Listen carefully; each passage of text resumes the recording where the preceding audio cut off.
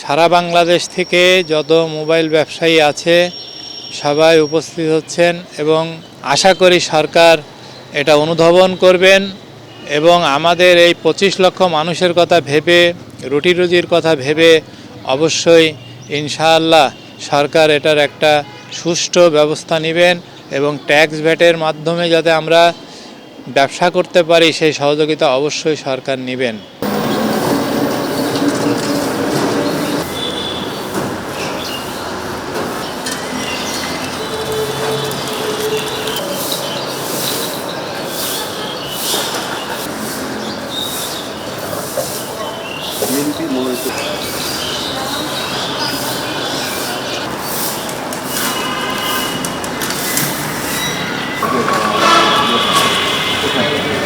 আপনি চিনবেন ওই কাউন্সিলর দাউদ ভাই ছিলেন ভবন